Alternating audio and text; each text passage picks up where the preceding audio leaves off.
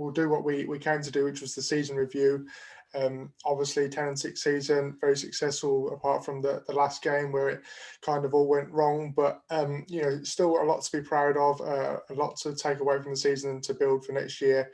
I won't give it any more than that because I know we're going to be cramped for time anyway. So I'll throw out the first award, which is Team MVP. I'll kick it off for a change. I'll go Xavier Howard. I don't think you can go away from that. All the interceptions, all the pass breakups, Pro Bowl, All Pro, got the whole package. That's my MVP. Si, go your way first. Yeah, and it's Simon Stats again, Andy. So I'm going for Jason Sanders as my MVP this year. And as Jason alluded to earlier, he had a 92.3% field goal conversion rate, which was the best in team history. He had 144 points for the season, which was tied for the franchise record with Orlando Mare. And he had 20 field goals from 40 plus yards this season, which was the most in the NFL. And you think back to the games at Vegas and Arizona in particular, where he was clutch and he won the game. And he's obviously he's an All Pro as well. So Jason Sanders gets my team MVP. Good stuff, Jason. Your way, mate.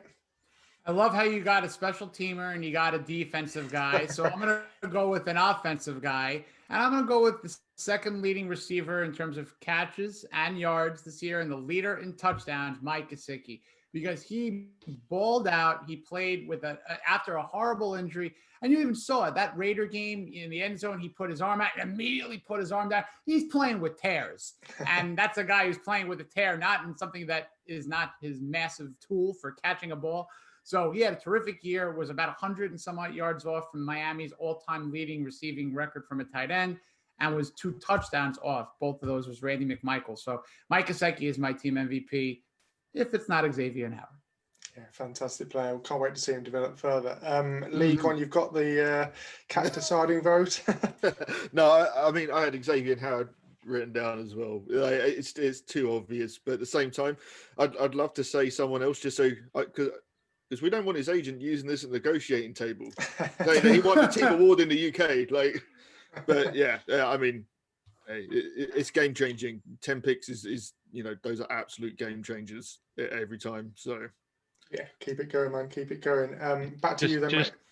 Just on that, it doesn't say a lot for the state of your team if you're going for a kicker as your MVP when you've gone 10-6. So I mean, we all know Xavier Howard was superb this season. I just wanted to generate some conversation and think of something different, really. No, he's a hell of a player, isn't he? We've been full of praise all season, so yeah, it makes perfect sense. Lee, back to you. Then we'll go reverse order. Rookie of the year for you, mate. So I kind of struggled a little bit because I liked the way a lot of the rookies played. I gotta be honest, but I mean, Solomon Kinley for me was an animal. The guy is an absolute animal. I just love everything about seeing him on the field. So I'll go in there because I think this offensive line, we've said it many times throughout the season, needed to make huge strides, and it did. I'm not saying it's the best offensive line in the league, but from where we are so far ahead of where we've been in the last decade. And I think you can really attribute some of that to him. I think the game he missed as well, you saw the drop off. You saw some struggles. So, yeah. Yeah, absolute animal. Definitely. Really, really liked watching him this year. Jason? I'm going to go with Raekwon Davis. I mean, monster. Playing on the nose position. He still led all defensive linemen, outside guys included, and rookies and tackles behind the number 2 pick, Chase Young.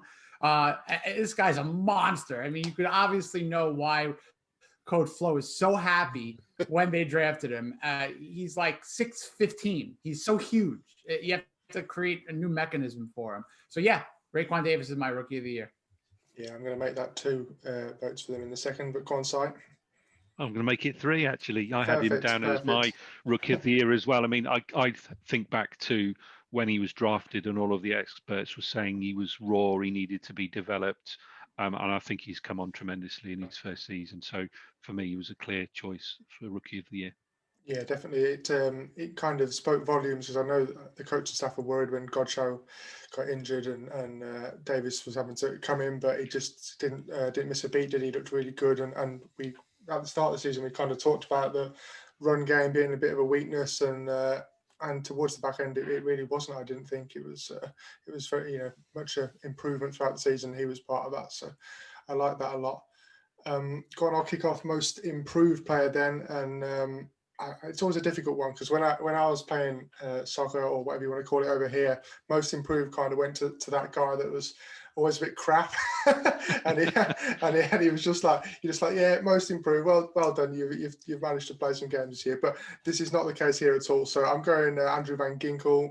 Obviously got his chance this year at the linebacker position, and he looked like a beast at times, didn't he? He was so quick off the edge, key players against the likes of the Chiefs and the Raiders.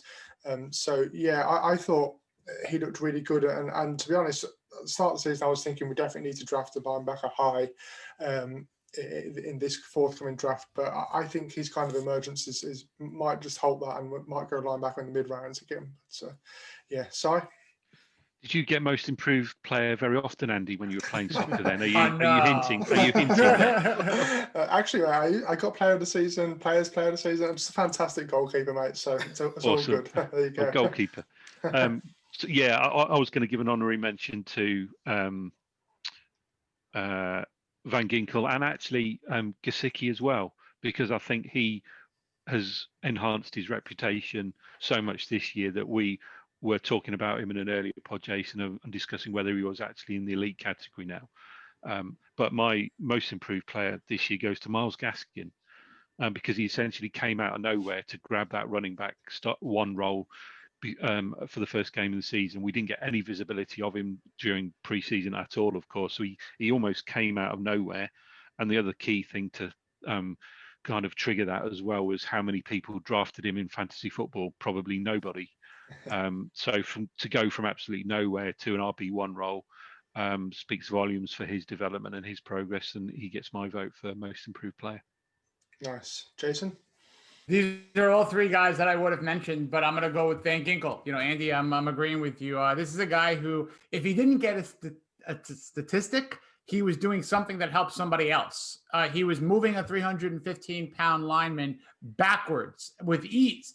Guy's a baller. He also, I think, was second on the team in special teams tackles. So he's a two-phase player. And every one of those other guys could have been worthy for that award. But I'm going to go give it an AVG. Did you guys see that photo the other day of that? They all went like shooting together, and Van Ginkel just looked absolutely like a massive psycho. So yeah, definitely don't want to be facing him. And very nice guy, but yeah, you don't want to mess with a guy who could call in a gator like that. For sure. Lee? Yeah, I hate to be unoriginal, but I had Van Ginkel written down as well. I think, if nothing else, he's just got such a motor. He's always going, just all the time. He's around the ball. He's in on the plays. It's just always there. And I think that's great. I think it's exactly the sort of player Brian Flores wants. I think, at the beginning of next season, when he goes into the room and says, these are the players I want on my team, he's just got a picture of Van Ginkel on the wall and says, I want guys who play like this. And actually, I think that helps players like Raekwon Davis, because one of his big problems was coming out of college, people questioned how good his motor was. And, we saw his performance this year was stellar. So yeah, I think it's a sort of acknowledgement of the coaching staff and how well this team has done. But yeah, Van Ginkel is so much fun to watch.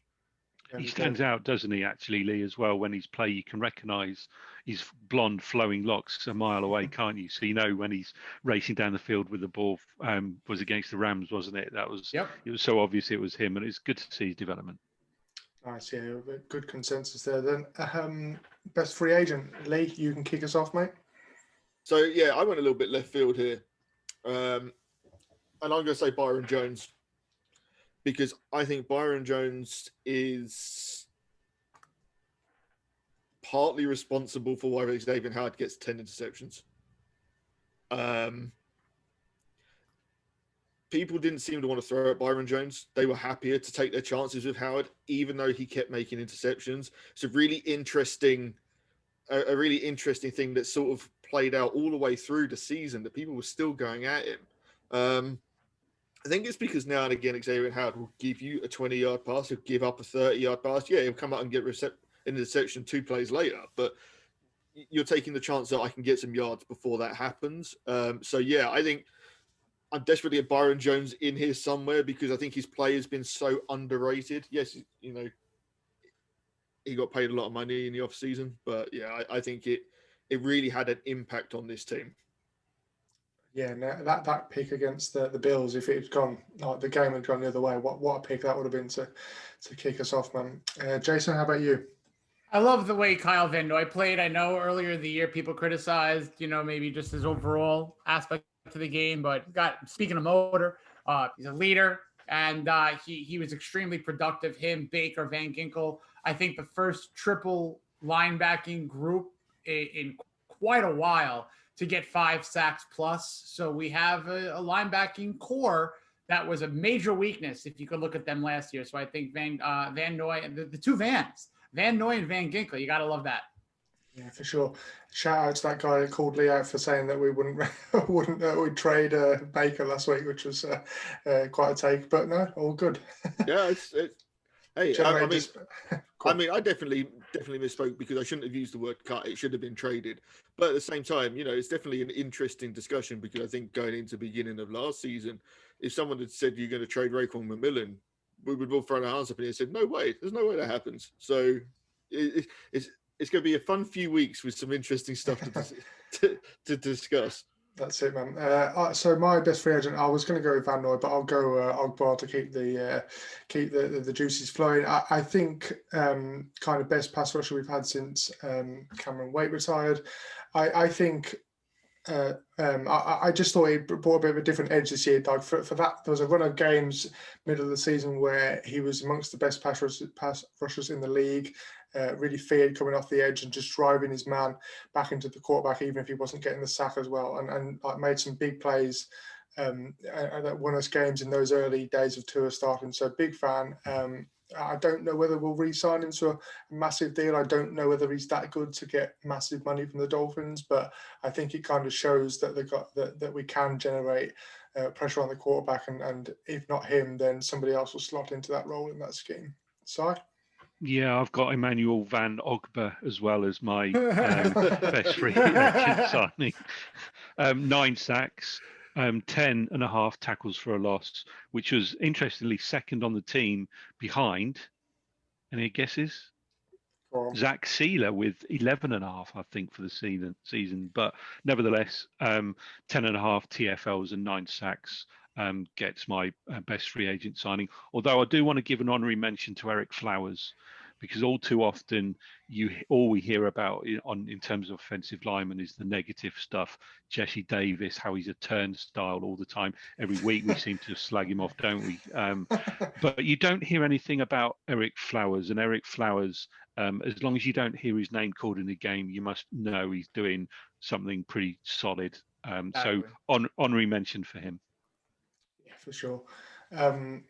Okay, I think we'll flip back to. Sorry, I realised I went first there, so rather than you in the order, but never mind. We'll rectify that now.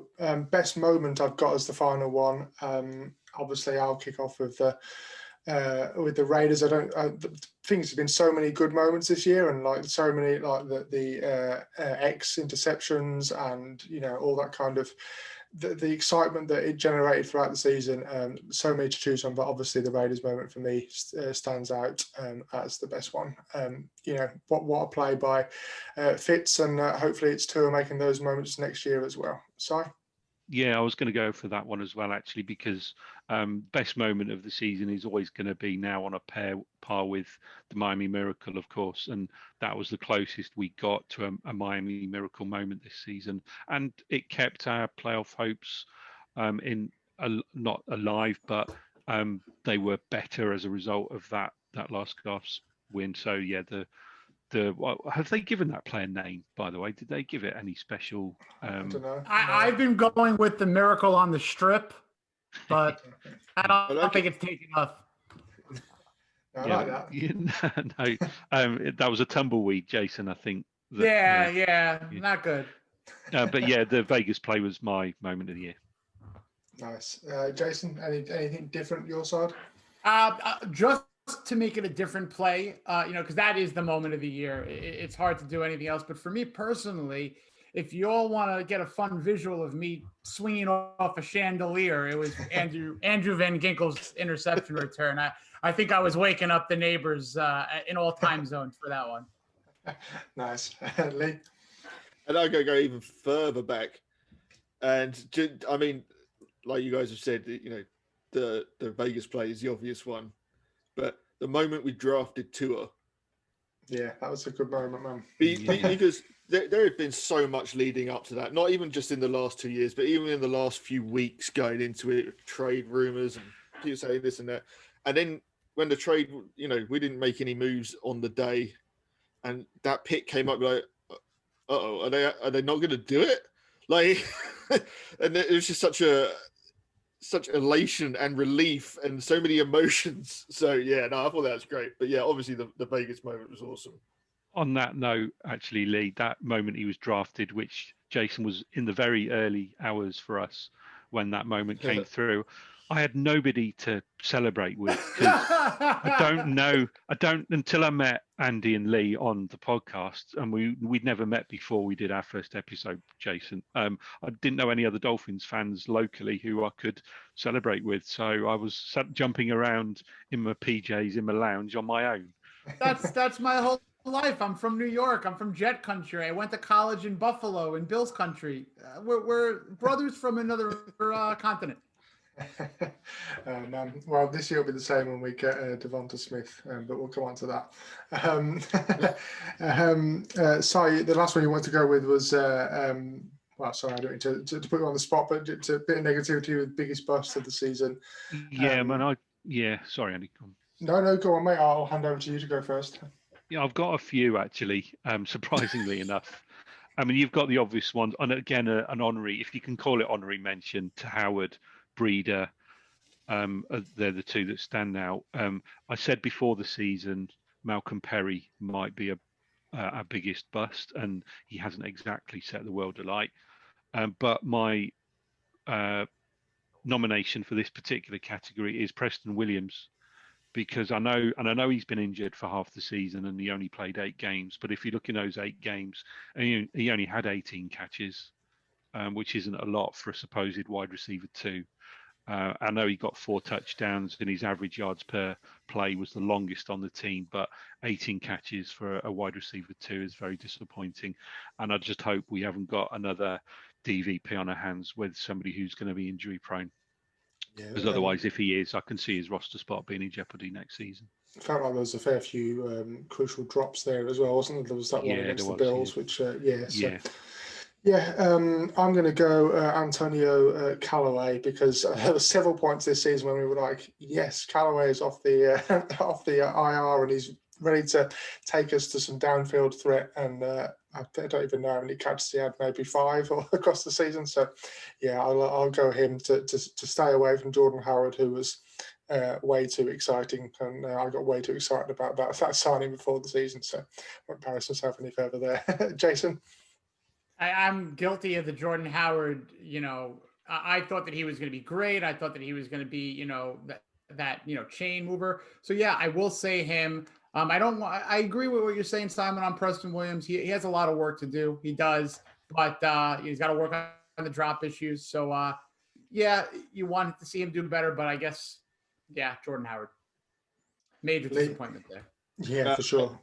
And I'm just going to go with the other running back, Matt Breida, because, I mean, hey, to be honest, other than Armin and Gaskin, you could just throw all the running backs in there because they were pretty abysmal. I'm pretty sure some of us could get some yards if we were thrown in.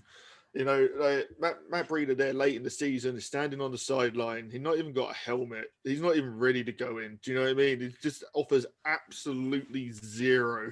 Do you know what I mean? With the draft pick you gave up, you might as well have just drafted anyone and taken a chance. Right. I said to these guys, Jason, a couple of weeks back when the team were holding their Wednesday media availability, and Matt Breida was one of the players that was put forward for his Q&As with the media, and I was on that call, Jason. I don't know whether you were as well, but he got one question from the media, and it was how Habib asked a fairly relevant question, and he answered it, and then that was it. There was no other questions from any other media member, and that kind of reflects. I don't know whether it's a reflection on what Lee said around he's standing around on the sideline, not looking too bothered, but he did have a grump on after that. He just quickly got up and went, and it was quite amusing. I felt sorry for him in a way, but yeah, it was a bit embarrassing from his point of view. What's the question? Why are you still here? It just, yeah. I mean, the potential was so high for those two. Yeah, it's just, such a disappointment. I think that makes us also kind of bitter. Do you know what I mean? Because Very. even if one of them has succeeded, you kind of forgive the other one and say, look, you took 2 cracks at it and one doesn't pan out. Fine. That's why you have so many draft picks, in case they don't all go, they're not all going to pan out. But, they were so disappointed. that hurt. It did. Yeah. It did. And I think that's kind of, we'll come on to it in future episodes on the draft, but I think that's the one thing that might hold this coaching staff back from spending a high round pick on a back, is the kind of production from Gaskin compared to the big money signings we made there. But we'll discuss that in the coming weeks. Size, any more that I've missed that we want to do, or? Not in terms of awards, no. That was all I had on the list.